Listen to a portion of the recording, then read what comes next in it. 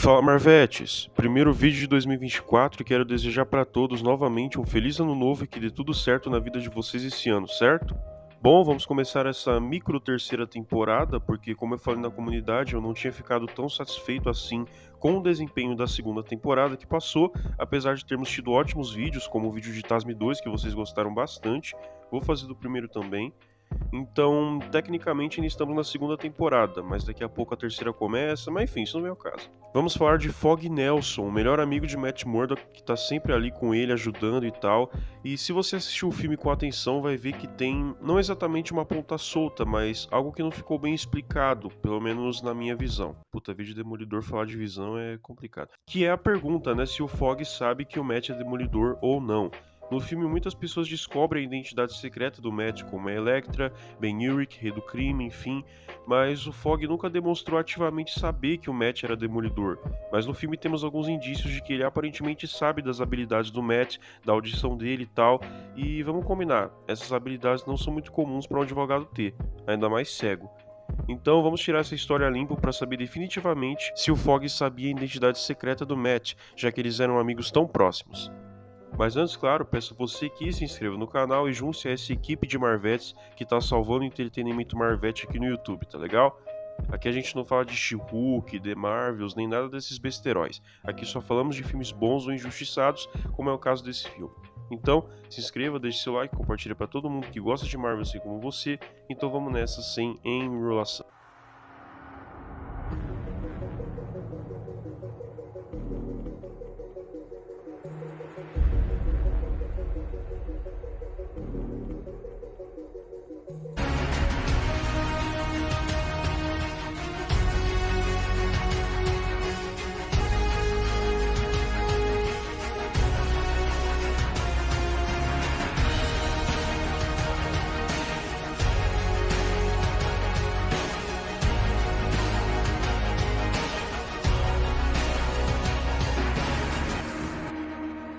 Bom, um dos indícios que o Fog pode não saber que o Matt é Demolidor é na cena da cafeteria. Vemos um diálogo onde o Fog mostra para Matt o artigo no jornal falando sobre o Demolidor e tal, e quando ele fala sobre terem feito um possível retrato do Demolidor, por distração ele acabou não percebendo que o Matt ficou surpreso e até assustado com um possível retrato do Demolidor feito no jornal. Ele diz que ele tenta ligar pro Matt, ele nunca atende e sempre aparece no dia seguinte machucado. Esse é um detalhe que não faria o Fog descobrir de imediato, mas deixaria ele um pouquinho desconfiado.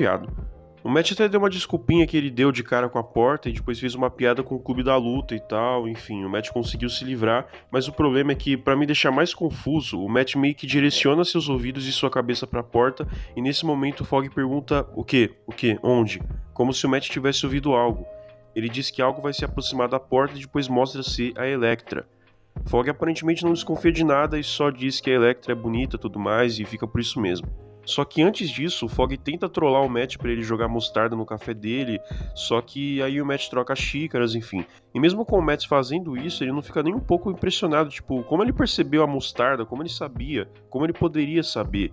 Ele não pergunta nada pra ele, então ele de certa forma tá acostumado com esse tipo de atitude inteligente do Matt? Não sei. Será que ele distinguiu o som, etc? Enfim, a questão é que mesmo com o lance da porta e da xícara, ele não desconfia e não se importa em perguntar ou achar tudo aquilo meio estranho.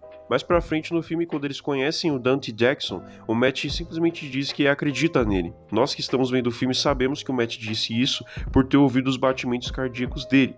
Se o Fog soubesse exatamente de todas as habilidades do Matt, se o Matt dissesse pra ele detalhe por detalhe de cada um de seus poderes, como seus sentidos funcionam, enfim, ele já estaria acostumado com aquilo e não perguntaria pra ele se ele acreditava no Jackson ou não. Ele ficaria de boa, mas mesmo assim ele pergunta, tipo, você tem certeza que acredita nele? Então, nessa cena ele não demonstra saber nada. Depois vemos os dois caminhando na rua e o Fog pergunta, né? Ah, como você sabe que ele é inocente? Como pode ter tanta certeza? Aí o Matt responde, eu já errei alguma vez? Aí o Fog diz, não, isso tá começando a me incomodar. Se ele soubesse das habilidades completas dele, dos sentidos, etc., ele saberia que ele ouviu os batimentos e por isso teria certeza, mas aparentemente ele não sabia de nada disso, por isso ele disse que aquilo estava incomodando tanto ele, prova de que ele não sabia. Depois eles vão até a casa da Lisa Tasio investigar e tal, e o Matt encosta nas cortinas, encosta no carpete e vai falando alguns detalhes de como o assassinato dela poderia ter sido executado. O Matt só pede pro Fogg anotar algo que a Lisa teria escrito na mesa de madeira e ele anota sem perguntar nada, agindo naturalmente. Então, aqui eu não saberia dizer se ele percebeu algo nele ou não. Acredito que o Fogg tenha uma impressão do Matt que ele é simplesmente um advogado cego, prodígio, inteligente ou seja lá o que for. Agora temos uma cena interessante, que é no primeiro julgamento do Dante Jackson. Depois que o Matt dá o discurso dele, ele diz pro Jackson que o Matt está colocando eles no tribunal aonde ele quer que eles estejam. O que ele quer dizer com isso? Ele diz isso falando da inteligência do Matt, usando seus discursos, dizendo que a justiça é cega, fazendo uma relação com a deficiência visual dele, e ele meio que amolece os corações dos juízes e de todo mundo que tá ali, dando pra ele um pouquinho de destaque. Pelo que entendi foi isso. Deixa aqui nos comentários seu ponto de vista sobre essa frase. Depois, para fortalecer esse argumento, essa encenação, o Fogg faz um show lá com o Matt, que ele não estava conseguindo sentar na cadeira, enfim. Aquilo foi só uma encenação deles para ganhar a atenção do júri, nada demais. Aí no depoimento do Mackenzie, ele vai falando do ponto de vista dele, do que aconteceu, como ele encontrou o corpo da Lisa. Obviamente ele estava mentindo, mas o Matt não notou nada, porque ele não ouviu os batimentos cardíacos. Depois foi mostrado que ele foi marcado e tal, por isso ele não descobriu. E ali o Matt faz umas caras e bocas, o Fogg pergunta o que houve, e o Matt diz que o Mackenzie tá falando a verdade. O Matt não fala pra ele o coração dele não tá palpitando como de costume. Ele só fala que o Mackenzie poderia estar falando a verdade, porque no ponto de vista dele e do nosso, que estamos vendo o filme, o coração dele não palpitou, mas ele não fala isso pro Fogg, entende? Mais pra frente, depois que tem aquele lance que o Demolidor assusta o moleque lá, ele chega no escritório e ele chega todo mauzão por tudo que aconteceu, e o Fogg pergunta o que houve pra ele estar daquele jeito. Se ele tivesse dito pro Fogg a identidade dele, ele falaria logo o que houve, mas ele recusou a falar. E nisso o Fogg pensa que foi a Elektra que deixou ele mal, etc. E pra completar ele brinca, né? Ele erra a cesta lá e ele diz que acertou, porque o Matt é cego, enfim, ele quis zoar.